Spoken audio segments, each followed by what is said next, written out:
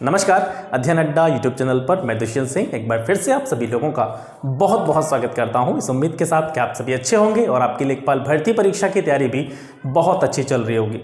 आप सभी जानते हैं कि इस चैनल के माध्यम से आपको ग्राम समाज विकास, जीके, जीएस, हिंदी, इन सभी विषय की क्लासेस जो हैं बिल्कुल फ्री ऑफ कॉस्ट प्रोवाइड कराई जा रही हैं। और जैसा कि आप सभी लोगों के द्वारा काफ़ी सारे कमेंट किए गए थे जिनमें आपने बताया था कि सर ज्योमेट्री या एलजेब्रा या मेंसुरेशन की थोड़ी सी गाइडेंस वाली वीडियो बनाइए जिससे कि एक आइडिया हो सके किस तरीके क्वेश्चन एग्जाम में पूछे जाने हैं। तो इस क्रम में हम वर्ग को डिस्कस कर चुके हैं, आयत को डिस्कस कर चुके हैं, इसके साथ साथ सर्किल से जिस तरह के क्वेश्चन आपके एग्जाम में आने हैं उन सभी को मैं डिस्कस कर चुका हूं। कॉन्सेप्ट भी मैंने आपको समझाने की कोशिश की थी। इसके साथ साथ जो क्वेश्चन हमने यहाँ पे सॉल्व किए थे वो सारे क्वेश्चन ऐसे थे जो यूपीएससी के द्वारा प्रीवियस ईयर्स की जितने भी एग्जाम हुए हैं उसमें पूछे गए हैं। और आप सभी जानते हैं कि लेखपाल का एग्जाम भी यूपीएससी के द्वारा ही कराया जाना है। बहुत ज़्यादा कह सकते हैं हम बहुत ज़्यादा हाई लेवल मैथ का यहाँ पे नहीं देखने को मिलेगा। जिन चीज़ों को आप ज्योमेट्री के लिए जानते हैं जैसे कि वर्ग हो गया, आयत हो गया या आपका सर्किल हो गया, चतुर्भुज हो गए, ठीक है, जैसे समचतुर्भुज, समलंब चतुर्भुज, समांतर चतुर्भुज, इन सभी से दो तरह के क्वेश्चन पूछे जाते हैं। मैं हर वीडियो में आपको बताता हूँ कि इनसे दो तरीके के क्वेश्चन पूछे जाते हैं, एक ज्योमेट्री बेस्ड, एक मेंसुरेशन बेस्ड। आपका जो एग्जाम है, आपके जो एग्जाम का नेचर है उसमें आपसे केवल और केवल मेंसुरेशन बेस्ड क्वेश्चन पूछे जाएंगे। ज्योमेट्री पर आपको ज़्यादा दिमाग लगाने की ज़रूरत नहीं है, ठीक है। हालांकि मैं ऐसा नहीं कह रहा कि ज्योमेट्री नहीं पढ़नी चाहिए, ज्योमेट्री पढ़नी चाहिए, लेकिन फिलहाल आप एग्जाम की ओर फोकस कीजिए, एग्जाम पर ध्यान दीजिए। ज्योमेट्री पढ़ने के लिए काफ़ी समय है। आप जो क्वेश्चन करेंगे, जितने भी टॉपिक दे रखे हैं आपके, वर्ग हो गया, आयत हो गया, इनको हम पहले क्लियर कर चुके हैं, सर्किल को क्लियर कर चुके हैं, और जितने भी चतुर्भुज आगे आने वाले हैं, ट्रायंगल हो गया, तो इनसे जो क्वेश्चन बनेंगे हम मेंसुरेशन बेस्ड क्वेश्चंस पर ज़्यादा फोकस करेंगे क्योंकि आपके एग्जाम में मेंसुरेशन बेस्ड क्वेश्चन ही पूछे जाएंगे और जो कि आपके सिलेबस में काफ़ी क्लियर तरीके से इस चीज़ के बारे में बताया गया कि जो भी क्वेश्चन पूछे जाएंगे इन टॉपिक से वो क्षेत्रफल और उसके परिमाप परिधि इन पर आधारित क्वेश्चन होंगे, ठीक है। तो आज हम डिस्कस करने वाले हैं समांतर चतुर्भुज को या समानांतर चतुर्भुज को। समानांतर चतुर्भुज क्या होता है, इसका क्षेत्रफल कैसे निकाला जाता है, परिमाप कैसे निकाला जाता है, इन सभी चीज़ों को समझेंगे। समांतर चतुर्भुज की बेसिक अवधारणा जो है उसको समझेंगे। इसके साथ साथ यूपीएससी के द्वारा पिछले एग्जाम्स में जो क्वेश्चन पूछे गए हैं ऐसे 10-12 क्वेश्चन को हम इस वीडियो में डिस्कस करेंगे, ठीक है। तो सबसे पहले समांतर चतुर्भुज के बारे में जानते हैं कि समांतर चतुर्भुज होता क्या है, ठीक है। ये इस तरह का डायग्राम आप देख पा रहे होंगे। सबसे पहली पहचान क्या होती है समांतर चतुर्भुज की, जैसा कि इसके नाम से पता चलता है, इसको हम समांतर चतुर्भुज कहते हैं। समांतर चतुर्भुज इसको हम कहते हैं। अंग्रेजी में बोलें तो इसको हम बोलेंगे पैरालेलोग्राम, ठीक है। पैरालेलोग्राम इसको हम बोलते हैं, ठीक है। समांतर, इसमें देखो पहले से एक वर्ड आ रहा है समांतर, ठीक है। समांतर को अंग्रेजी में हम कहते हैं पैरेलल। यानी सबसे पहली पहचान समांतर चतुर्भुज की क्या होती है, इसकी जो अपोजिट साइड होती हैं यानी आमने सामने वाली भुजाएं होती हैं वो एक दूसरे के कैसी होती हैं, समांतर होती हैं, ठीक है। ये वाली भुजा इसके समांतर होगी, ये वाली भुजा इसके समांतर होगी। समांतर और समान इन दोनों वर्डों में फर्क है, इन दोनों वर्ड्स में थोड़ा सा अंतर है, इसके बारे में आपको मैं पिछली वीडियो में क्लियर कर चुका हूं। तो सबसे पहली पहचान क्या हो गई कि जैसे मान लीजिए मैंने इस पर नाम रख दिया ABCD कोई समांतर चतुर्भुज है, तो जो AB इसकी साइड है यानी AB भुजा है, ये AB भुजा CD भुजा के समांतर भी है और AB भुजा CD भुजा के बराबर भी है, ठीक है। तो दो चीज़ें यहाँ से क्लियर हुई, यानी AB बराबर CD यानी ये वाली भुजा इसके बराबर है, CB या BC इसको कह सकते हैं, ये BC जो भुजा है ये DA भुजा के बराबर है, ठीक है। तो पहली रिलेशन या पहली पहचान इसकी ये हो गई कि समांतर चतुर्भुज जो होता है या पैरेललोग्राम जो होता है उसमें आमने सामने की भुजाएं जो होती हैं वो एक दूसरे के इक्वल होती हैं। इसके साथ साथ आमने सामने की भुजाएं एक दूसरे के पैरेलल भी होती हैं, ठीक है। पैरेलल, ये जो चिन्ह लग रहा है आपको, ये साइन आपको नजर आ रहा होगा यहाँ पे, इस तरीके का मैंने बनाया है, ये वाला साइन है समांतर का, ठीक है। अगर ये दो चीज़ों के बीच में लग रहा हो इसका मतलब है दोनों चीज़ें आपस में कैसी हैं, पैरेलल है, समांतर है। तो इसका मतलब है AB भुजा जो है CD भुजा के कैसी है, समांतर है, BC भुजा CD भुजा के कैसी है, समांतर है, ठीक है। ये चीज़ें क्लियर हो गई होंगी आपको यहाँ से। इसके साथ साथ पहली अवधारणा ये हो गई। दूसरी अवधारणा की तरफ चलते हैं। पहली अवधारणा आपने समझी, समांतर चतुर्भुज की आमने सामने की भुजाएं या अपोजिट साइड जो होती हैं वो एक दूसरे के समान भी होती हैं, एक दूसरे के समांतर भी होती हैं, पैरेलल भी होती हैं। दूसरी अवधारणा क्या है कि इसके जो सम्मुख कोण होते हैं, ठीक है। सम्मुख कोण का मतलब है आमने सामने वाले कोण। तो इस कोण के सामने वाला कोण कौन सा है? ये वाला है, ठीक है। इसको मैं कोण बी भी बोल सकता हूं, या फिर इसको अगर मैं नाम देना चाहूं तो कोण ए बी सी। याद रखिए हमेशा जो भी कोण का नाम हम लिखते हैं तो जो पॉइंट, जिस पॉइंट पर एंगल बन रहा होता है, जिस पॉइंट पर कोण बन रहा होता है, उस पॉइंट को हमेशा हम बीच में रखते हैं। जैसे मैं इस कोण का नाम लिखूंगा तो इस कोण का नाम मैं क्या लिखूंगा? इसको मैं लिख सकता हूं कोण, ये कोण का साइन होता है ए बी सी। कोण या बी पे ही तो बनना है पूरा जो एंगल है हमारा। देखो एंगल हमारा बी पे बन रहा है ना, तो इसको क्या बोलेंगे हम? ए बी सी, या फिर इसको बोल सकते हैं हम सी बी ए। दोनों केसेस में जो जिस पॉइंट पर एंगल बन रहा है आपका वो हमेशा बीच में आएगा, ठीक है। ए बी सी भी बोल सकते हैं इसको हम, और सी बी ए भी बोल सकते हैं। दोनों कंडीशंस में जो बी है वो बीच में ही रहेगा, ठीक है। तो कोण बी वाले जो आपका एंगल बी है, इस एंगल के सामने वाला एंगल कौन सा है? आपका डी, ठीक है। तो ये दोनों जो एंगल हैं कोण बी और कोण डी, ये दोनों आपस में कैसे होंगे? बराबर होंगे, ठीक है। जैसे मैंने इनके नाम लिखे ए बी सी या सी बी ए, इस वाले कोण के नाम लिखे, इसको मैं केवल कोण बी भी लिख सकता हूँ, ठीक है। ऐसे भी मैं इसको लिख सकता हूँ एंगल बी, कोण बी भी लिख सकता हूँ इसको, कोण ए बी सी भी कह सकता हूँ इसको मैं, कोण सी बी ए भी इसको मैं कह सकता हूँ। तो दूसरी अवधारणा जो निकल के आती है आपकी वो ये है कि आमने सामने वाले कोण बराबर होते हैं, यानी according to this figure we can write कोण बी, कोण डी, दोनों कोण कैसे हैं? बराबर हैं, ठीक है। अब इस कोण वाले सामने, ये दोनों आमने सामने वाले कोण हैं, कोण ए और कोण सी कैसे हैं? दोनों सम्मुख कोण हैं, ठीक है। तो ये वाला एंगल जो होगा इस वाले एंगल के बराबर होगा, ठीक है। तो हम यहाँ पे लिख सकते हैं angle A is equal to angle C. दो चीज़ें क्लियर हुई।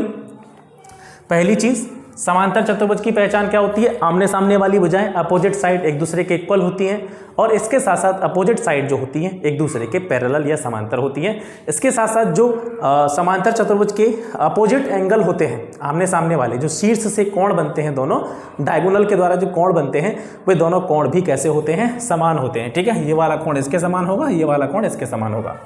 तीसरी इसकी जो अवधारणा है वो क्या है?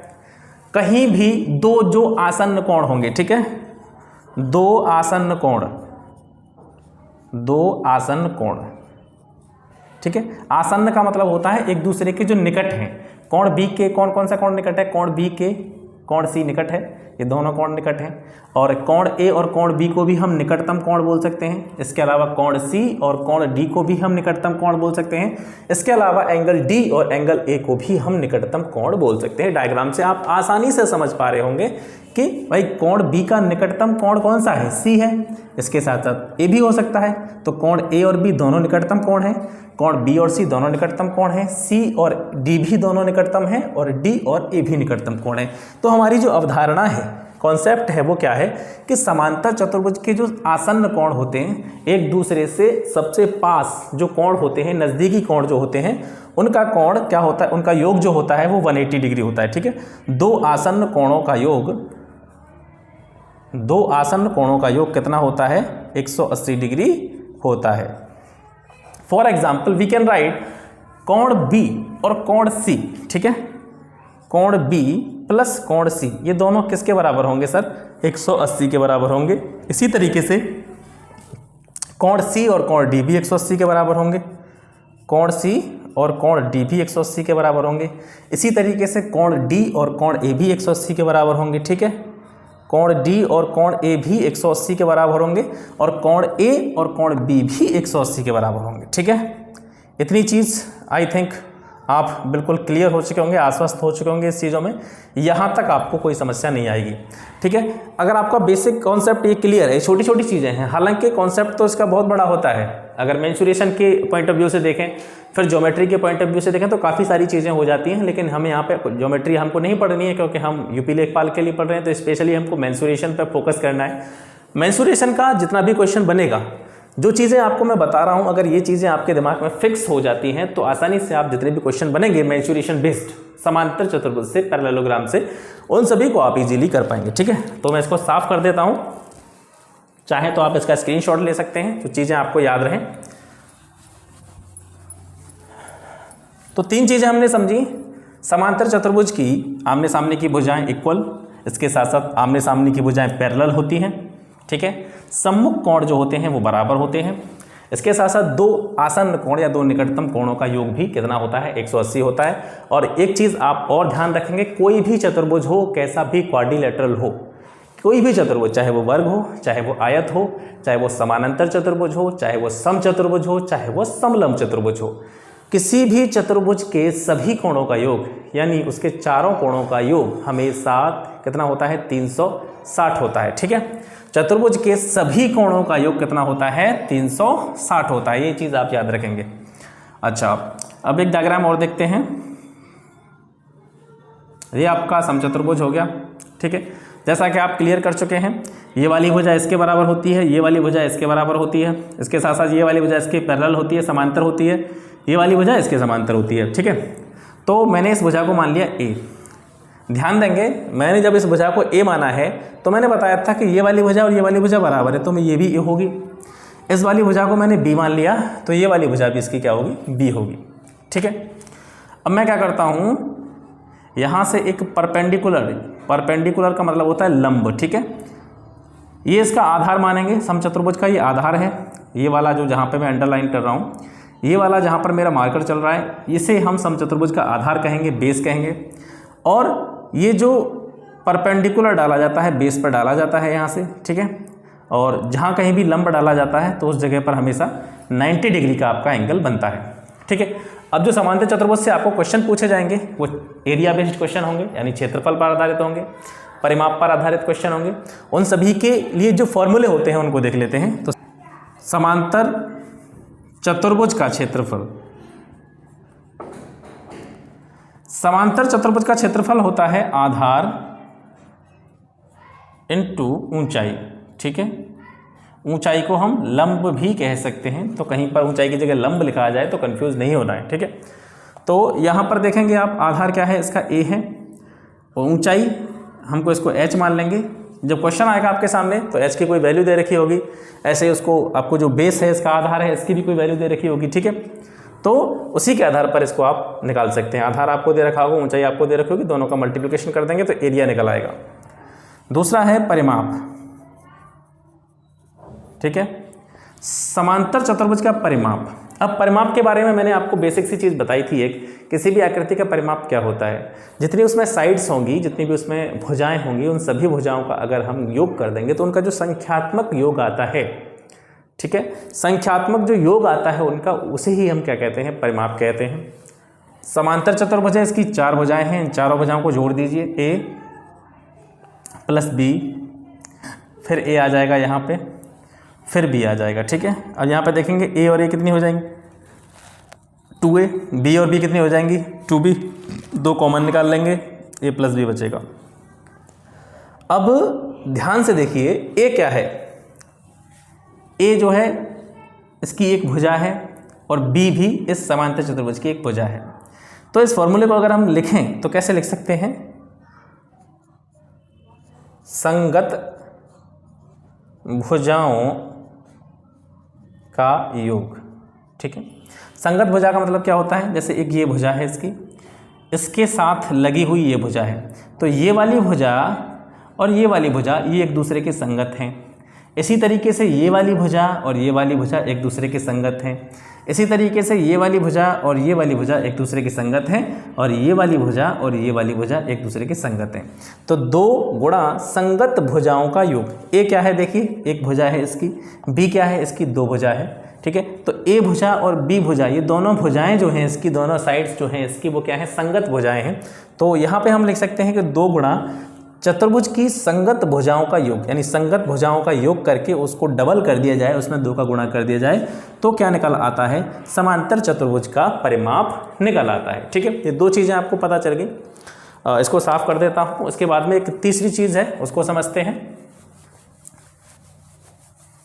बड़े आसान से क्वेश्चन आपको इस एग्जाम में पूछे जाने हैं, बहुत ज़्यादा लोड लेने की ज़रूरत नहीं है। और जैसा कि मैं हमेशा कहता हूँ कि ज़रूरी नहीं है, देखो कभी कभी ज़्यादा पढ़ना भी खतरनाक सिद्ध हो जाता है। ठीक है, आपको थोड़ा अजीब लगेगा सुन के, लेकिन ये मेरा पर्सनल एक्सपीरियंस है।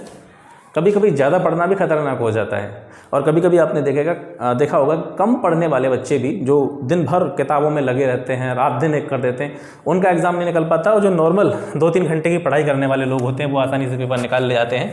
इसका एक साइकोलॉजिकल फैक्ट होता है, ज़्यादा पढ़ना भी खतरनाक हो सकता है आपके लिए, ज़्यादा पढ़ने से भी कभी कभी समस्याएं उत्पन्न हो जाती हैं। ठीक है, तो 2 चीज़ें आपने देखी, क्षेत्रफल देख लिया, परिमाप देख लिया। अब इसका एक और रिलेशन देखेंगे तीसरे नंबर पर।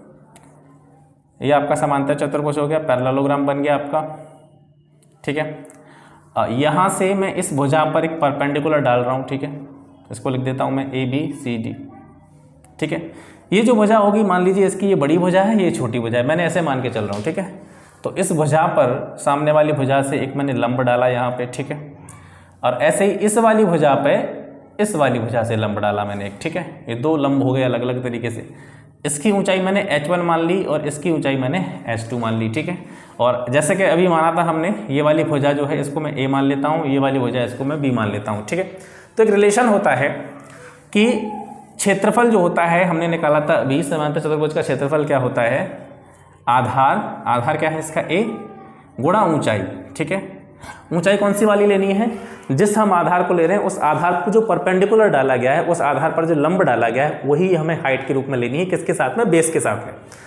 इस आधार के साथ में कौन सी ऊंचाई लेंगे हम, जो इस पर लंब डाला गया है, ये वाला जो इस पर परपेंडिकुलर पड़ा हुआ है, परपेंडिकुलर ही उसकी ऊंचाई होती है। और इसी को कभी कभी कंफ्यूज करने के लिए इस तरीके से दे दिया जाता है कि 2 समांतर भुजाओं के बीच की दूरी, ऐसे भी दे दिया जाता है। ठीक है, तो ये जो h है ये क्या है, ये AB भुजा पर लंब ही भी है। ठीक है, ये इसकी ऊंचाई भी कही जाएगी और इसके साथ साथ इसको हम क्या कहेंगे, दोनों समांतर भुजाओं के बीच की डिस्टेंस भी इसी को कहेंगे हम। तो अलग अलग नामों से इसको क्वेश्चन में जो है पुटअप कर दिया जाता है, जिससे आप कंफ्यूज हो जाते हैं।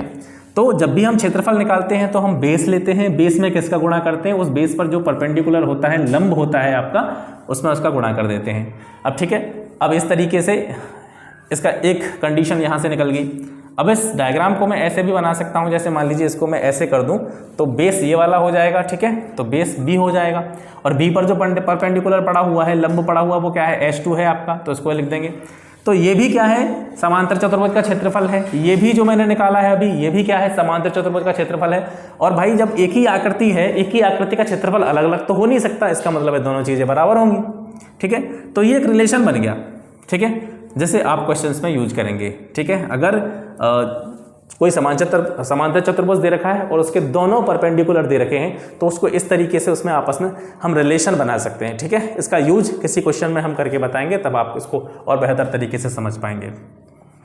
अब एक रिलेशन और होता है, जैसे कोई पैरेललोग्राम है, समांतर चतुर्भुज है, मैंने इसको ABCD लिख दिया यहाँ पे।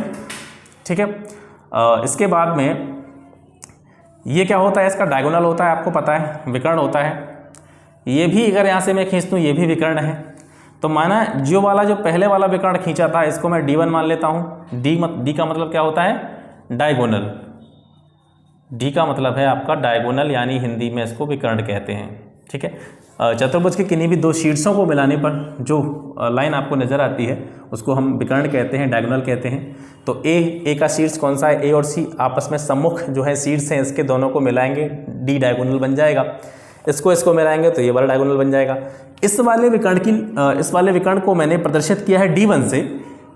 समझने के लिए इस वाले विकर्ण को मैं D2 मान लेता हूँ। ठीक है, समझिएगा, ये वाला विकर्ण मैंने D1 मान लिया, इसको मैंने D2 मान लिया। और जैसा कि पहले शुरुआत से मानते चले आ रहे हैं, इसकी ये वाली भुजा मैंने A मान ली और ये वाली भुजा मैंने B मान ली। तो ये A है तो ये भी A होगी, ये B है तो ये B भी होगी। ठीक है, ये सारी चीज़ें क्लियर हो गई। अब इनमें आपस में एक रिलेशन होता है कि A1 square plus B square ये किसके बराबर होता है, D1 square plus D2 square upon 2 के बराबर होता है। यानी दोनों जो भुजाएं होती हैं, दोनों संगत भुजाएं होती हैं, उनके वर्गों का योग, दोनों संगत भुजाओं के वर्गों का योग ये किसके बराबर होता है, दोनों विकर्णों के वर्गों के योग के आधे के बराबर होता है। ठीक है, ये रिलेशन है। हालांकि ये इसके प्रूफ भी होते हैं, ये चीज़ें प्रूफ भी की जा सकती हैं कि ये किस तरीके से आया।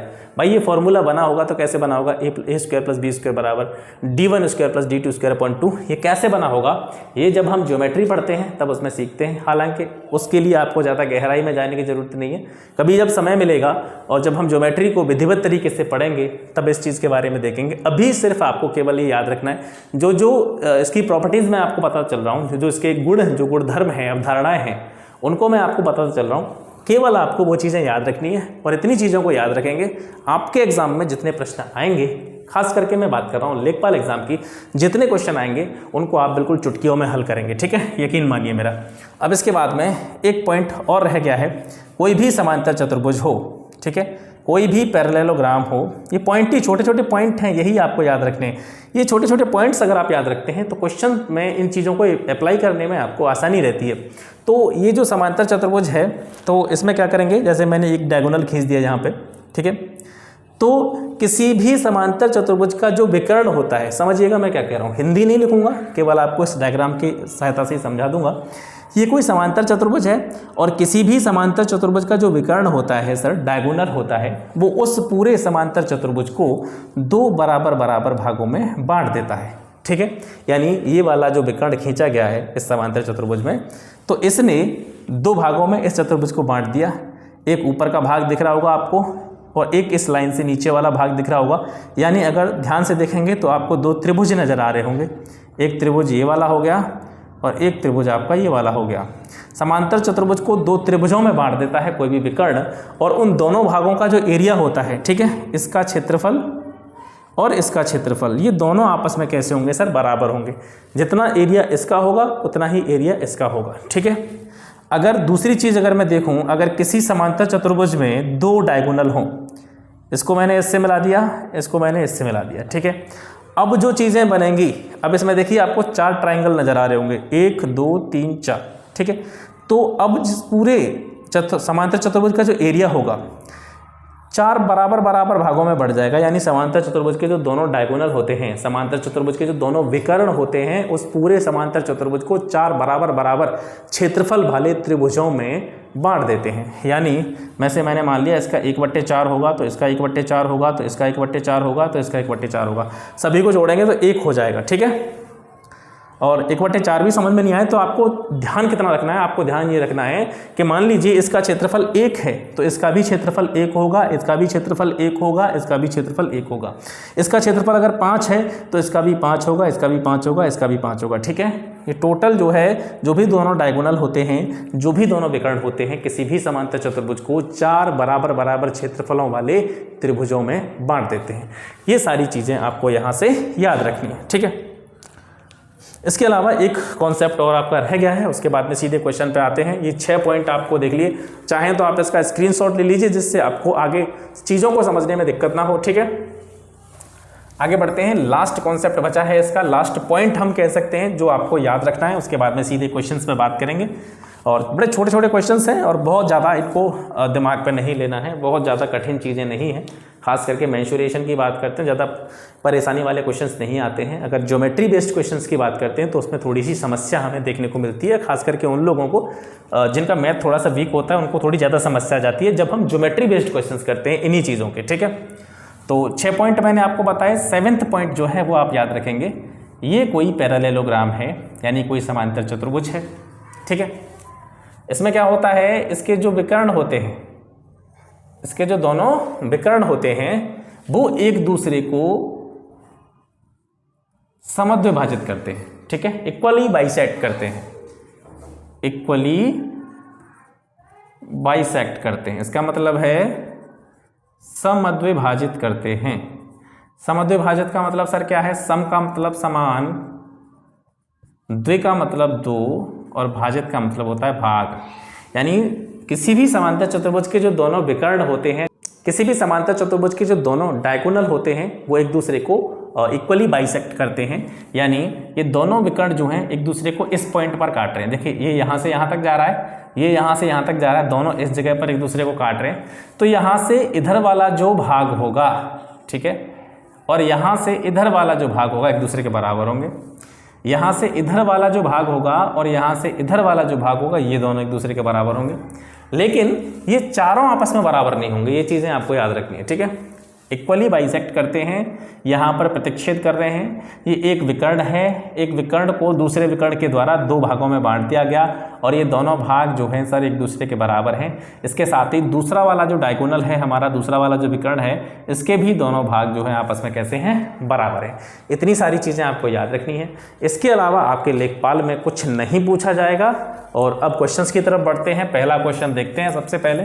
और जितनी चीज़ें मैंने आपको बताई हैं, 6-7 पॉइंट जो बताए हैं, अगर समांतर चतुर्भुज हम पढ़ रहे हैं, समांतर चतुर्भुज में अगर ये 6-7 पॉइंट आपको याद है तो 100% आप कोई भी क्वेश्चन इसका जो है भूलेंगे नहीं। हर क्वेश्चन को आप आसानी से सॉल्व कर पाएंगे, ठीक है। फर्स्ट क्वेश्चन देखते हैं। एक समांतर चतुर्भुज का एक कोण बगल वाले कोण का 4/5 भाग है तो सभी कोणों का मान क्या होगा। बड़ा इजी सा क्वेश्चन है। देखिए, एक समांतर चतुर्भुज मैंने बनाया, हालांकि डायग्राम बनाने की भी ज़रूरत नहीं है अगर आपको बेसिक चीज़ें पता हैं, लेकिन फिर भी बना देते हैं। तो देखिए 4 कोण होंगे समांतर चतुर्भुज में, इस तरीके 4 कोण होंगे। अब वो कह रहा है कि समांतर चतुर्भुज का एक कोण बगल वाले कोण का 4/5 भाग है, तो कहीं से भी आप आपस में कंपेयरिंग कर सकते हैं। इस वाले को ले लीजिए, इसको और इसको ले लीजिए, इसको ले लीजिए, इसको ले, कहीं से भी आप स्टार्ट कर दिए क्वेश्चन को। तो मैंने एक कोण मान लिया इसका x, ठीक है। ये वाला कोण मैंने x मान लिया।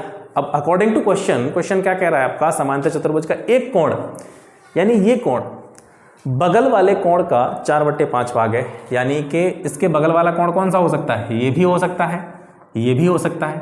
तो आप क्वेश्चन को यहाँ पर एंगल को रख के सॉल्व कर लीजिए तब भी कोई दिक्कत नहीं है, तब भी क्वेश्चन आंसर सेम आएगा। यहाँ पे रख के कर लीजिए तब भी आंसर सेम आएगा, ठीक है। तो मैं यहाँ पे रख रहा हूँ। तो एक कोण मैंने x मान लिया और दूसरा कोण क्या कह रहा है, पहले वाले कोण का या बगल वाले कोण का 4/5 भाग है।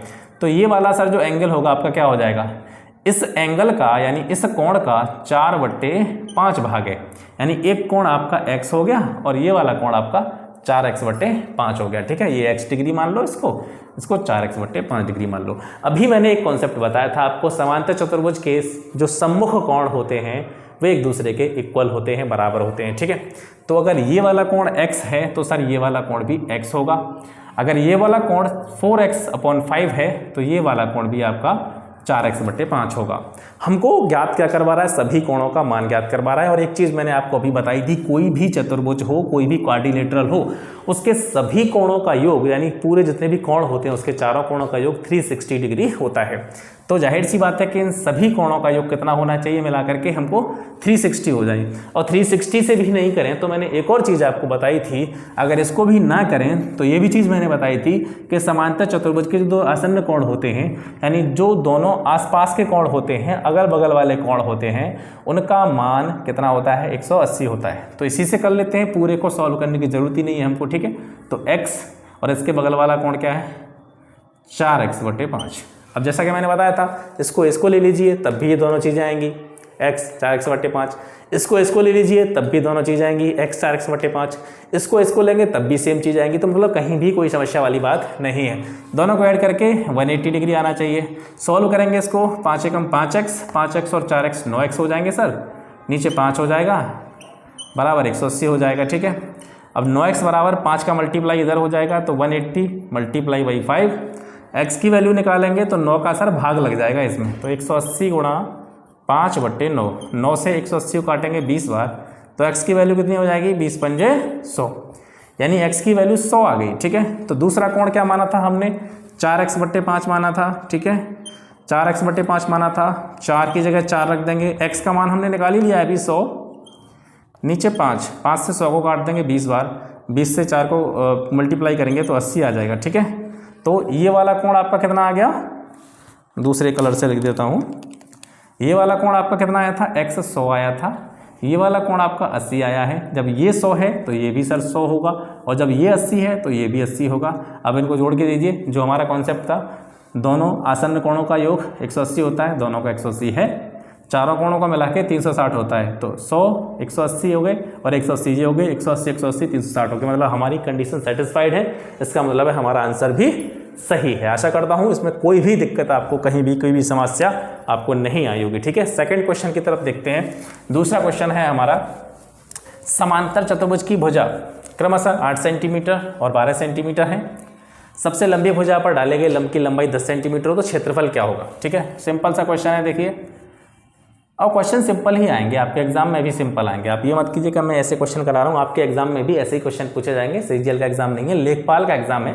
और यूपी SSC स्पेशली मैं कहूँ यूपी PSC और यूपी SSC जब भी एग्जाम लेती है तो यहाँ पर जो GS होती है, GS का लेवल थोड़ा सा ठीक ठाक हमें देखने को मिलता है। बाकी जो मैथ है, हिंदी है, ये बहुत ही औसत लेवल की आती है, तो बहुत बड़ी समस्या आपके लिए नहीं है। ठीक है, ये मैंने एक समांतर चतुर्भुज बनाया और इस समांतर चतुर्भुज की भुजा कितनी है, 8 सेंटीमीटर 12 सेंटीमीटर। जाहिर सी बात है ये बड़ी दिख रही है तो इसको मैं 12 मान लूँगा, इसको मैं 8 मान लूँगा। ठीक है, सबसे लंबी भुजा पर डाले गए लंब की लंबाई 10 सेंटीमीटर। लंबी भुजा कौन सी है सर, ये वाली है। ठीक है, इस पर मैंने एक लंब डाल दिया, यहाँ पर परपेंडिकुलर डाल रहा हूँ। ठीक है, यहाँ से मैंने इस पर लंब डाल दिया। इस लंब की लंबाई 10 सेंटीमीटर है, यही लंब है, यही ऊंचाई है और यही दोनों समांतर भुजाओं के बीच की दूरी है, तो कोई दिक्कत नहीं है। तो अब हमको क्या निकालना है, क्षेत्रफल निकालना है। क्षेत्रफल क्या होता है, आधार गुणा ऊंचाई। ठीक है, ये तो वैसे ही दे दी है कंफ्यूज करने के लिए, इसका तो कोई मतलब ही नहीं है। आधार कितना है अपना, 12 है, ऊंचाई कितनी अपनी 10 है, 12 गुणा 10 करेंगे 120, और क्षेत्रफल हमेशा कैसे में आता है, स्क्वायर में होता है। ठीक है, सेंटीमीटर में अगर माप दे रखी है तो सेंटीमीटर स्क्वायर में हो जाएगा, ये आपका रिक्वायर्ड आंसर हो गया। ठीक है, बहुत सिंपल सी चीज़ें हैं, दिक्कत आपको आनी नहीं चाहिए बिल्कुल भी।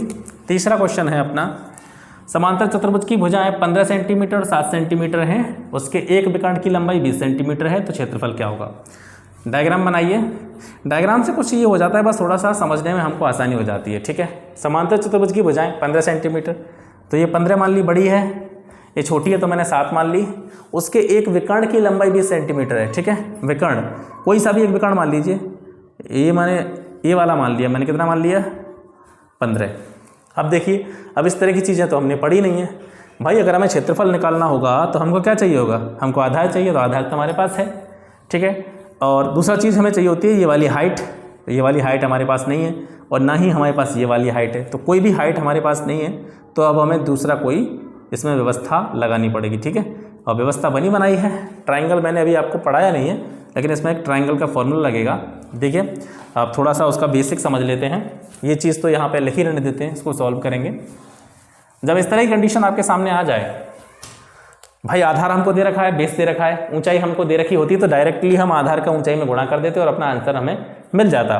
लेकिन इसमें ऊंचाई हमको नहीं दे रखी है, तो इसके लिए हम क्या करेंगे, जैसा कि मैंने आपको बताया था अभी थोड़ी देर पहले, ये समांतर चतुर्भुज है। जब इसका एक विकर्ण होता है, इसको दो बराबर क्षेत्रफल वाले त्रिभुजों में डिवाइड कर देता है। ठीक है, कोई भी इसका एक डायगोनल होता है, उस डायगोनल के द्वारा जो समांतर चतुर्भुज होता है दो बराबर भागों वाले त्रिभुजों में बढ़ जाता है। ठीक है, यानी अगर हम शॉर्ट में कहें तो हम ये कह सकते हैं कि अगर हम किसी एक त्रिभुज का क्षेत्रफल निकाल लें, मैं से मान लिए मैंने इसका क्षेत्रफल मुझको पता चल गया, कैसे भी करके मैंने निकाल लिया, तो जितना इसका क्षेत्रफल होगा उतना ही इसका क्षेत्रफल होगा। तो एक त्रिभुज का क्षेत्रफल निकालने के बाद में उसका 2 का गुणा कर दो या उसको डबल कर दो, तो पूरे चतुर्भुज का क्षेत्रफल आपको मिल जाएगा। अब इस तरीके से त्रिभुज का क्षेत्रफल हमको निकालना कैसे है, वो चीज़ें हम यहाँ से समझने की कोशिश करेंगे। ठीक है, तो कोई भी विषम बाहु त्रिभुज हो अगर, ठीक है, कोई भी विषम बाहु त्रिभुज हो, जैसे आप जब ट्रायंगल पढ़ेंगे तो समकोण त्रिभुज पढ़ेंगे, समकोण त्रिभुज के क्षेत्रफल का अलग फॉर्मूला होता है। ठीक है, समद्र बाहु त्रिभुज हो या विषम बाहु हो जिसकी भुजाएं बिल्कुल अलग अलग हों, या फिर आपका जो है हम कह सकते हैं समबाहु त्रिभुज हो जिसकी तीनों भुजाएं समान होती हैं, उसका भी फॉर्मूला हमको पता होता है। तो जिनके फॉर्मूले हमको पता होते हैं डायरेक्टली वहाँ से हम बिल्कुल एक लाइन में आंसर उसका निकाल सकते हैं। लेकिन जब तीनों भुजाएं अलग अलग हों तो वहाँ पर एक फॉर्मूला यूज होता है। ठीक है, जैसे मैंने मान लिया ये कोई त्रिभुज है, इसकी तीनों भुजाएं अलग अलग हैं, इसकी ए, इसकी बी, इसकी सी। देखिए यहाँ पे भी एक त्रिभुज है, आप ऊपर वाला पोर्शन मत देखिए, आप केवल नीचे वाला पोर्शन नजर करिए फिलहाल। इसकी 7 है लंबाई, इसकी 15 है, और विकर्ण की लंबाई, सॉरी यहाँ पे मैंने 15 लिख दी है, विकर्ण की लंबाई यहाँ पे 20 है, थोड़ी मिस्टेक हो गई, एक सेकेंड सॉरी। चलिए इससे लिख लेते हैं, मार्कर चला गया थोड़ा सा थोड़ा सा हाथ चला गया तो मार्कर दूर जाके गिराया, उसको बाद में उठा लेंगे। चलो ठीक है, तो इसका जो डायगोनल है इसका 20 है। अब जैसे हम यहाँ पे कॉन्सेप्ट समझ रहे हैं, जिस त्रिभुज की तीनों भुजाएं जो हैं अलग अलग हों, बिल्कुल डिफरेंट हों, उसको हम त्रिभुज क्षेत्रफल कैसे निकालेंगे। तो एक एस होता है, एस का मतलब होता है अर्ध परिमाप, इसको कहते हैं अर्ध परिमाप। त्रिभुज का अर्ध परिमाप एस को कहा जाता है। ये किसके बराबर होता है, a + b + c बट्टे 2 के बराबर होता है। तो सबसे पहले हम इसका परिमाप निकालते हैं। उसके बाद में दूसरी चीज़ क्या होती है, त्रिभुज का जो क्षेत्रफल होता है वो किसके बराबर होता है, s - a s - b और s - c। ये फॉर्मूला होता है, ये आपको याद रखना है, ठीक है। तो इसके लिए देखो ए बी सी की वैल्यू तो हमको पता होंगी। जैसे मान लो ये जो भुजाओं की माप दे रखे हैं ये ए बी सी की वैल्यू है, एस हम ए बी सी की सहायता से आसानी से निकाल सकते हैं। और जब एस हमारे पास होगी, ए बी सी हमारे पास है ही, तो इस फॉर्मूले की सहायता से आप किसी भी ट्राइंगल का एरिया निकाल सकते हैं जिसकी भुजाएं अलग अलग दे रखी हो, ठीक है। तो उसी को हम यहाँ पे अप्लाई करेंगे। सबसे पहले हमको एस चाहिए। एस कैसे निकालेंगे, मैंने बताया a + b + c बटे 2। तीनों भुजाओं को जोड़िए, 20 + 7 + 15 बटा 2। 15 7 22, 22 और 20 42 हो गए आपके। 2 से 42 को डिवाइड करेंगे 21, ठीक है सर। एस की वैल्यू आ गई। क्षेत्रफल निकालेंगे, वर्गमूल में रखेंगे हम s - a s - b और s - c, ठीक है। अब इसमें वैल्यू पुटअप कर दीजिए। s की वैल्यू कितनी आई है अपनी, 21 आई है।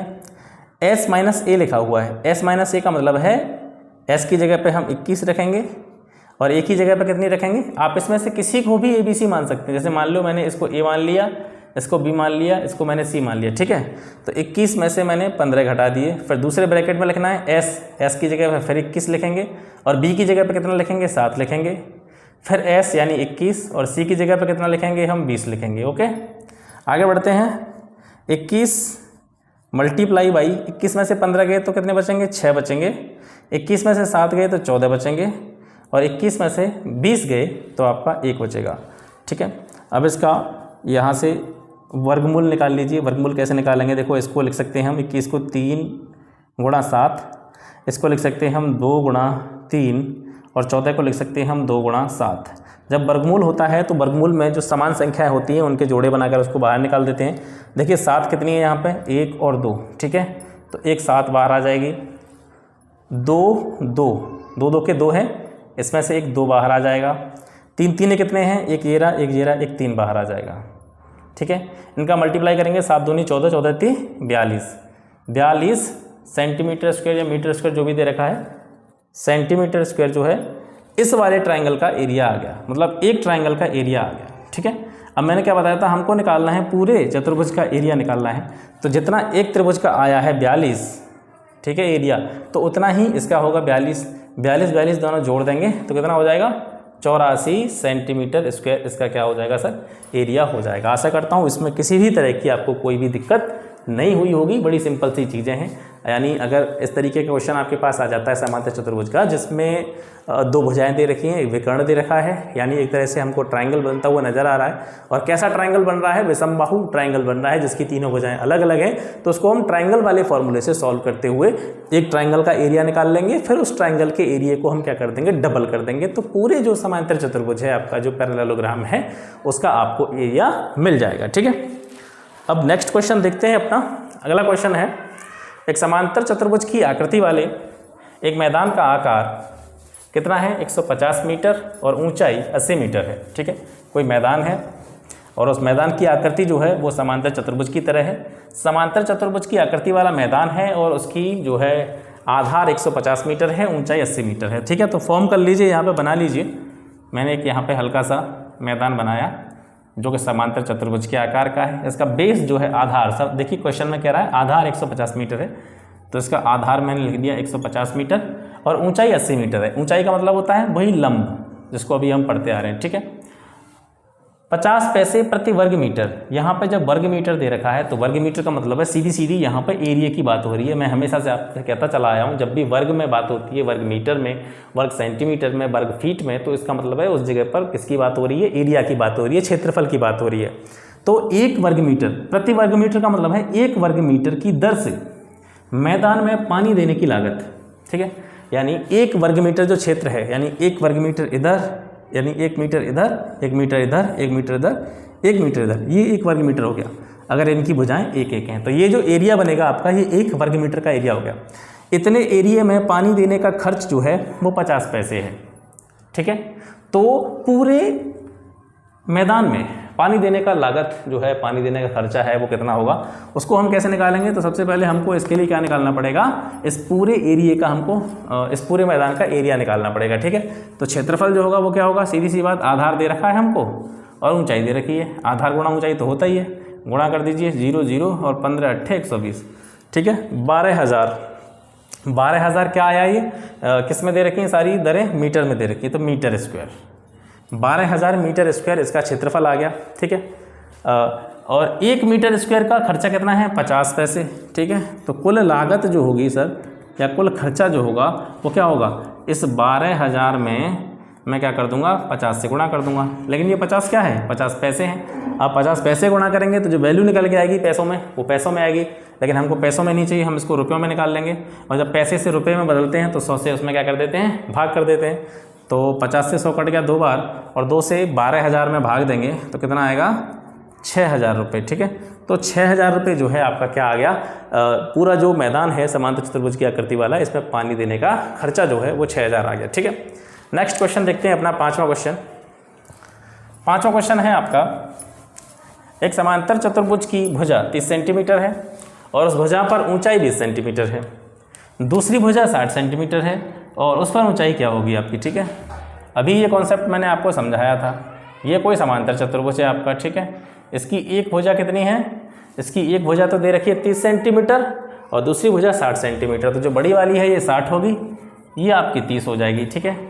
तो इसमें क्या कह रहा है, 30 सेंटीमीटर भुजा तथा उस भुजा पर ऊंचाई, जो 30 सेंटीमीटर वाली भुजा है इस पर जो ऊंचाई है यानी जो लंब है वो कितना है, कितना दे रखा है लंब उसमें आपका 20।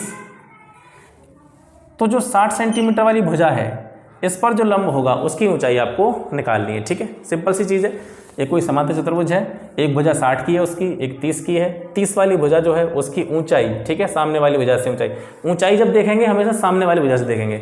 इस वाली भुजा की सामने वाली भुजा कौन सी है, ये वाली है, तो इसी से हम ऊंचाई को मापेंगे। तो 30 सेंटीमीटर वाली भुजा पर जो ऊंचाई है वो 20 दे रखी है, 60 सेंटीमीटर वाली भुजा पर जो ऊंचाई है वो हमको निकालनी है। अभी मैंने आपको एक फॉर्मूला बताया था, एक रिलेशन बताया था कि जो बेस होता है, ठीक है, बेस यानी जो आधार होता है, आधार गुणा इसकी ऊंचाई, ठीक है।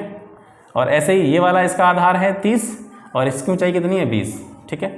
ये रिलेशन मैंने अभी आपको बताया था। यहाँ से इसको डिवाइड कर लीजिए, यहाँ से इसको डिवाइड करेंगे तो यहाँ देखेंगे हम समांतर चतुर्भुज की 30 सेंटीमीटर 20, ठीक है, ओके। 30 से 60 को कितनी बार काट देंगे, 2 बार काट देंगे।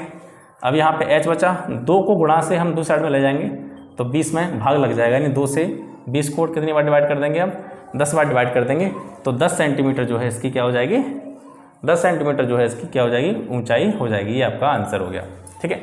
6 क्वेश्चन देखिए, 6वां क्वेश्चन। 6वां क्वेश्चन क्या कह रहा है, समांतर चतुर्भुज का क्षेत्रफल 1200 सेंटीमीटर स्क्वायर है, ठीक है।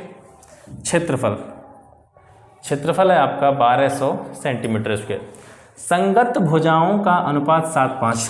पहले मैं चित्र बना लेता हूँ और डायग्राम से क्या होता है हमको थोड़ी सी आसानी हो जाती है चीज़ों को समझने में। संगत भुजाएं, एक भुजा ये रही, एक भुजा ये रही, तो संगत भुजाएं मैंने इसको 7x मान लिया और इस भुजा को मैंने क्या मान लिया, 5x मान लिया, ठीक है। क्योंकि ये अनुपात में दे रखी हैं सर, इनका रेशियो दे रखा है 7:5, तो इसी वजह से मैंने इनके साथ में x माना है, ठीक है। तो ये वाली भुजा बड़ी है तो मैंने इसको 7x मान लिया, ये वाली भुजा है 5 तो इसको मैंने 5x मान लिया।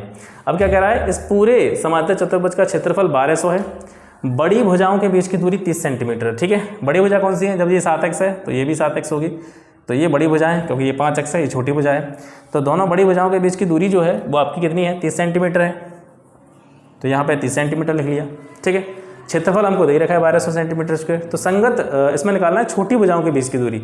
छोटी भुजा कौन सी है आपकी, ये वाली 5x है, ये वाली 5x होगी, तो इनके बीच की जो डिस्टेंस होगी ये वाली हाइट आपको जो है निकालनी है, ठीक है। अच्छा, तो आप यहाँ से किसी भी तरीके से कर सकते हैं। देखिए समांतर चतुर्भुज का क्षेत्रफल 1200 सेंटीमीटर दे रखा है।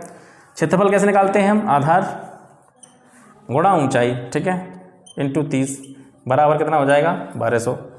30 से 1200 काटेंगे तो कितनी बार कटेगा, 4 बार, ठीक है, 4 × 12, ठीक है, 40 बार कट जाएगा। x बराबर कितना हो जाएगा आपका 40/7।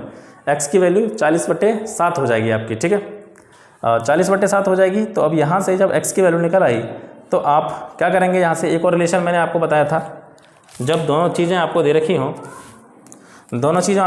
जैसे आधार दे रखा है मुझे यहाँ 7x इसकी ऊंचाई कितनी दे रखी है मुझे 30, ठीक है। इधर से ये वाला आधार मुझे दे रखा है 5x और इसकी ऊंचाई कितनी है h, यानी h हमको निकालनी है, ठीक है। x से x कैंसिल हो जाएगी आपकी, x से आपकी x कैंसिल हो जाएगी, तो यहाँ पे क्या बचेगा 3 और 7, 30 और 7 से गुणा करेंगे तो 210 और इधर बचेगा आपका 5h। h की वैल्यू निकालेंगे 210/5, 5 चौका 20,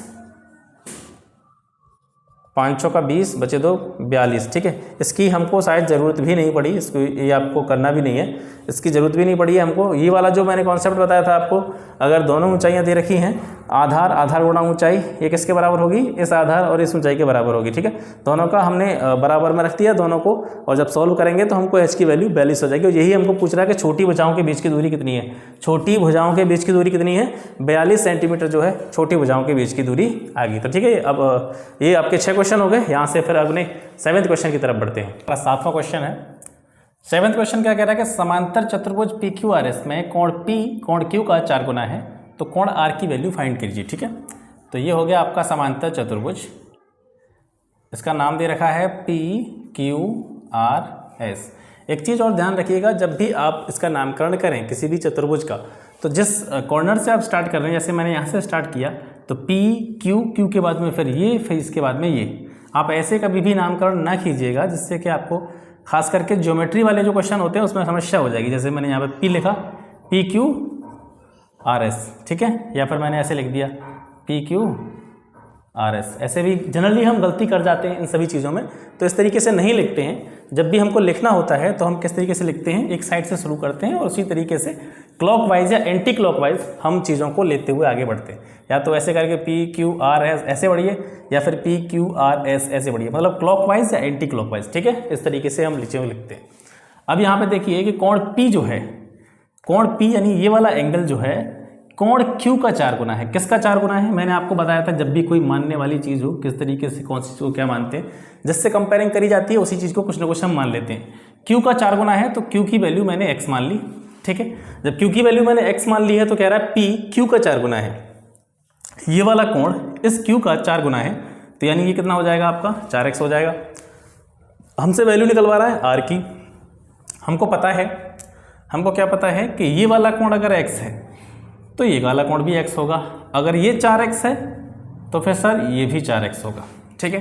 अब इस वाली चीज़ से हमको कोई मतलब नहीं है, क्योंकि हमारे पास Q की वैल्यू दे रखी है, R की वैल्यू हमको फाइंड करनी है, ठीक है। तो इतने से हमको मतलब है, इतनी चीज़ों पे हम वर्क करेंगे। और इतनी चीज़ों के बीच में रिलेशन क्या होता है, जब भी दोनों संगत कोण होते हैं, आसपास के जो कोण होते हैं, नज़दीकी कोण जो होते हैं, समांतर चतुर्भुज के दोनों का जो योग होता है वो 180 होता है। तो 4x और 1x जोड़ के 180 हो गया, ये 5x हो गया, ठीक है। x की वैल्यू निकालेंगे तो 180 डिवाइड बाई 5, 5 से इसको डिवाइड करेंगे, 5 × 15 और 5 × 20, ठीक है। 36 डिग्री x की वैल्यू आ गई। हमको निकलवा रहा है r की वैल्यू क्या है। r की वैल्यू सर क्या थी, r की वैल्यू थी हमारी 4x। हमारा जो एंगल था कोण r कितना है, 4x है।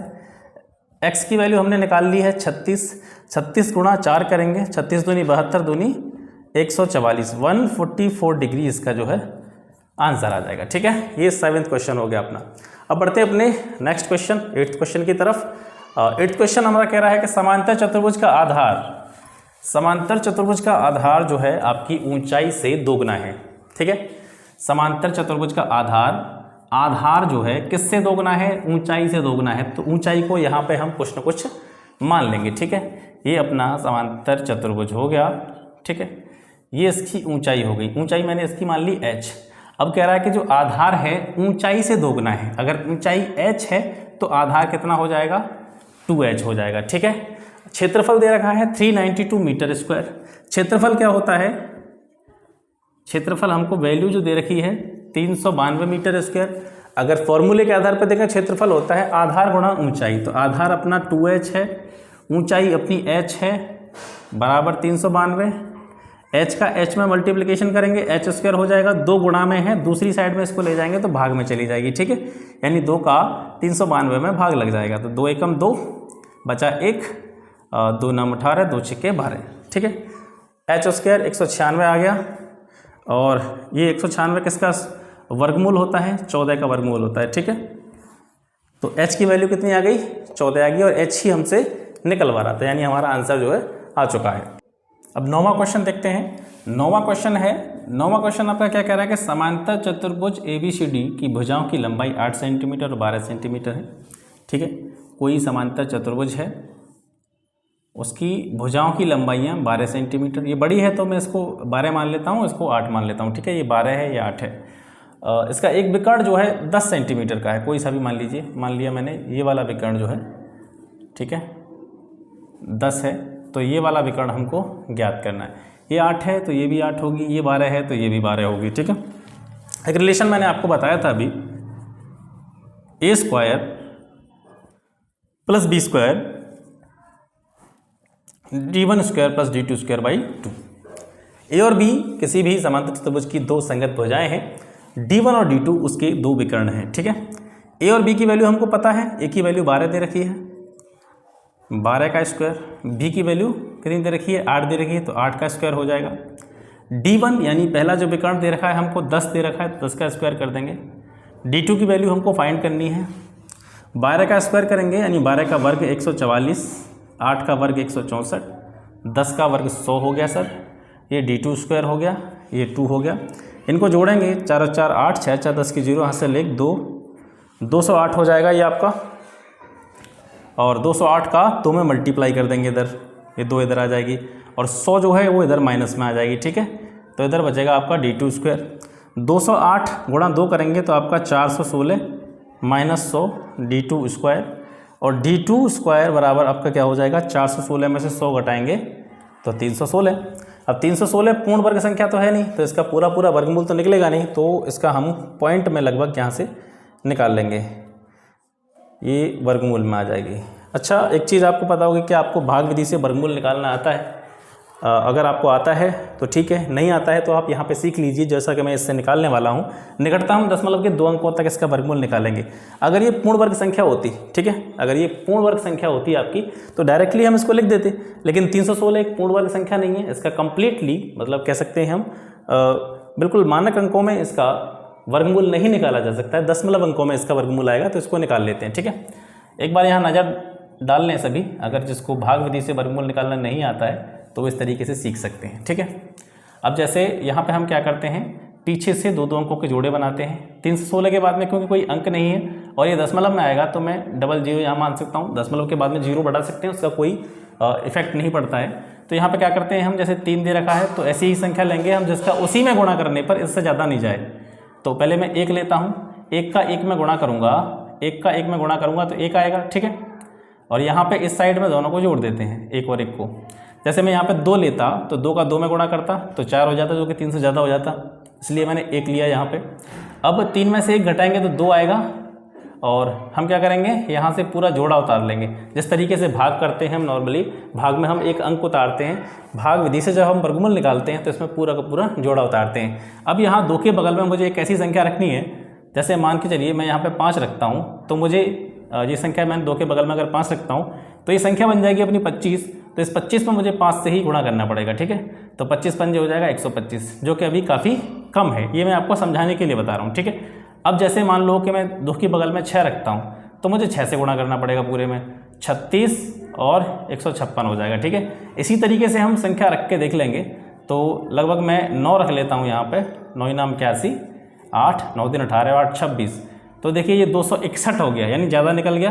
तो मैं 2 के बगल में 8 रख के देखता हूँ, 64 6 8 दूनी 16 और 6 22, ये भी ज़्यादा हो रहा है। तो 2 की बगल में जो संख्या 7 रखेंगे, 7 रखने पर जो संख्या आएगी आपकी 7 7 49, 4 7 दूनी 14 और 4 18 189। ठीक है, 7 मैंने यहाँ पे रखा, 7 मैंने यहाँ पे रखा, 7 यहाँ पे रखेंगे, इधर जोड़ते हैं और इधर जो गुणा के बाद में संख्या आती है उसको यहाँ पे लिखते हैं।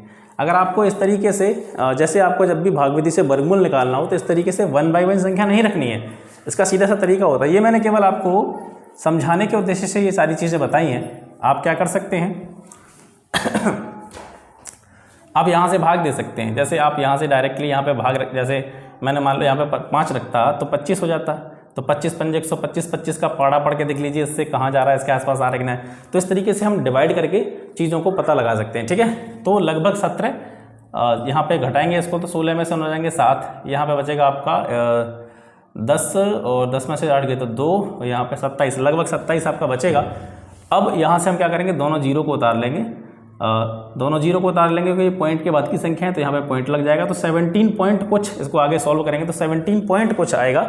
तो D2 की वैल्यू जो है आपको 17 पॉइंट समथिंग वैल्यू इसकी जो है D2 की, यानी जो विकर्ण है आपका इसकी आ जाएगी। ठीक है, अगर जैसे आपको वर्गमूल वगैरह में समस्या आती है या दिक्कतें आती हैं तो आप कमेंट कर सकते हैं। अगर इस तरीके से वर्गमूल या मतलब मेरा तो कहने का मतलब ये होता है कि कोई भी चैप्टर पार्टिकुलर, किसी भी चैप्टर में आपको कोई भी समस्या है तो आप पर्सनली मुझे कमेंट कर सकते हैं, मैं उस चैप्टर पर वीडियो बना दूंगा। ठीक है, अगर इतनी बिजी लाइफस्टाइल हमारी है नहीं कि बहुत बड़ी कोचिंग संस्थान चला रहे हों या बहुत बड़ा हम इंस्टीट्यूट चला रहे हों या बहुत बड़ी हमारे पास टीम हो जिसको हमें मैनेज करने में दिक्कत आती हो। अगर आपके लिए अगर 30 मिनट 20 मिनट या 50 मिनट या 1 घंटा निकालना पड़े तो कोई बड़ी बात नहीं है। अगर कोई भी पर्टिकुलर चैप्टर जिसमें आपको समझने में दिक्कत आ रही है तो आप पर्सनली कमेंट कर सकते हैं। ठीक है, लास्ट क्वेश्चन है आज का 10th क्वेश्चन। एक त्रिभुज का आधार, किसकी बात कर रहा है, त्रिभुज का आधार बराबर क्षेत्रफल वाले समांतर चतुर्भुज के आधार का 1/3 है। यानी एक त्रिभुज है और एक है समांतर चतुर्भुज। ठीक है, तो त्रिभुज का आधार जो है समांतर चतुर्भुज के आधार का 1/3 है। ठीक है, तो मैंने कोई समांतर चतुर्भुज यहाँ पे मान लिया, इसका आधार हमको पता ही नहीं है क्या है। ठीक है, तो आधार मैंने इसका मान लिया x, और कोई त्रिभुज है, इस त्रिभुज का आधार क्या हो जाएगा, देखिए त्रिभुज का आधार समांतर चतुर्भुज के आधार का 1/3 है, यानी इसके आधार का 1/3 है, यानी इसको मैं x/3 लिख सकता हूँ। ठीक है, इसकी एक ऊंचाई होगी और समांतर चतुर्भुज की भी एक ऊंचाई होगी, तो इसको मैं h1 मान लेता हूँ, इसको h2 मान लेता हूँ, इसको h2 मान लेता हूँ क्योंकि वैल्यूज हमको दी नहीं रखी हैं। अब कह रहा है समांतर चतुर्भुज के साथ त्रिभुज की संगत ऊंचाई का अनुपात क्या होगा। ठीक है, यानी समांतर चतुर्भुज की ऊंचाई और त्रिभुज की ऊंचाई दोनों का रेशियो आपको निकालना है। तो ऊंचाई किस में आएगी, जब हम इन दोनों की क्षेत्रफलों की कंपेयरिंग करेंगे। ठीक है, तो मैं यहाँ लिखता हूँ समांतर चतुर्भुज का क्षेत्रफल बट्टे त्रिभुज का क्षेत्रफल। ठीक है, समांतर चतुर्भुज का क्षेत्रफल आपको पता ही है क्या होता है, आधार गुणा ऊंचाई, और त्रिभुज का क्षेत्रफल, जब त्रिभुज का कोई प्रकार नहीं दे रखा हो तो हम जनरली त्रिभुज का जो फॉर्मूला लगाते हैं 1/2 गुणा आधार गुणा ऊंचाई, ये वाला फॉर्मूला लगाते हैं। ठीक है, अब आधार जो है ये किसका आधार है, समांतर चतुर्भुज का कितना दे रखा है, x दे रखा है। ऊंचाई जो दे रखी है कितनी दे रखी है, h1 दे रखी है। 1/2 नीचे लिख रहा है, आधार कितना है, ये आधार किसका है, ये आधार इस त्रिभुज का है तो x/3 लिख देंगे यहाँ पे। ऊंचाई कितनी है इसकी, h2 दे रखी है। ठीक है, किस किस का अनुपात पूछ रहा है, समांतर चतुर्भुज के साथ त्रिभुज की संगत ऊंचाई का अनुपात। ठीक है, तो ऊपर नीचे हो गया ये, x कैंसिल हो जाएगी सर, ऊपर बचेगा आपका h1। ठीक है, ऊपर आपका h1 बचेगा और नीचे आपका हो जाएगा h2 तो है ही है, और 3 दूनी 6 नीचे आएगा तो 6 को हम ऊपर पहुंचा देंगे। ठीक है, तो 6h1/h2। ठीक है, ओके, तो इसको हम लिख सकते हैं 6h1 रेशियो h2, और h1 h2 का रेशियो जब हम निकालेंगे ये आ गया आपका 6h1 रेशियो h2, यानी h1 जो है, h1 क्या है आपकी समांतर चतुर्भुज की ऊंचाई है और h2 क्या है आपकी त्रिभुज की ऊंचाई है। ठीक है, तो दोनों में जो रेशियो है, देखिए इसका गुणांक 6 है, इसका गुणांक क्या है, जब कुछ नहीं है तो 1 मानेंगे, तो इनका जो रेशियो आ जाएगा वो आपका 6 रेशियो बना जाएगा। ठीक है, आज हमने पढ़ा समांतर चतुर्भुज के बारे में, आशा करता हूँ चीज़ें आपको समझ में आई होंगी। आज मैंने काफ़ी हद तक आपके जो समांतर चतुर्भुज का पैरेललोग्राम का जो कॉन्सेप्ट है उसको मैंने आपको समझाने का प्रयास किया, और बहुत ज़्यादा प्रेशर नहीं लेना है। जैसा कि मैं हमेशा कहता हूँ, यूपी लेखपाल में जो कि UPSSC के द्वारा आयोजित की जाएगी ये वाली परीक्षा, इसमें जो प्रश्न पूछे जाएंगे आपके जो टॉपिक दे रखे हैं, वर्ग आयत वगैरह जो भी ज्योमेट्री वाले या मेंसुरेशन वाले जो दे रखे हैं, उसमें जो क्वेश्चंस का लेवल है वो बहुत ज़्यादा हाई आपका नहीं आएगा, तो ज़्यादा प्रेशर ना लें। आप प्रीवियस ईयर का अगर अध्ययन करेंगे, प्रीवियस ईयर के जो क्वेश्चन हैं उनको देखिए, पिछले साल के गत वर्षों के जो पेपर हैं उनको देखिए, उसमें किस तरीके का मैथ्स पूछा गया है, उसी लेवल के क्वेश्चन मैं आपको समझाने का प्रयास कर रहा हूँ। ठीक है, तो मिलते रहेंगे। और इसके बाद में जैसे आपने वर्ग पढ़ लिया है, आयत पढ़ लिया है, सर्किल पढ़ लिया है, समांतर चतुर्भुज हमने आज खत्म कर लिया, इसके बाद में नेक्स्ट क्लास जो होगी सम चतुर्भुज की, और उसके बाद में जो है आपका समलंब चतुर्भुज। तो चतुर्भुज वाला जो सेक्शन है आपका वो पूरी तरीके से कंप्लीट हो जाएगा। उसके बाद में हम स्टार्ट करेंगे जो अलजेब्रा वाला सेक्शन है, युगपत समीकरण वगैरह जो दे रखा है उसमें उसको कंप्लीट करने की कोशिश करेंगे। ठीक है, तो फिर मिलते हैं आपसे नेक्स्ट वीडियो में, तब तक के लिए नमस्कार, जय हिंद।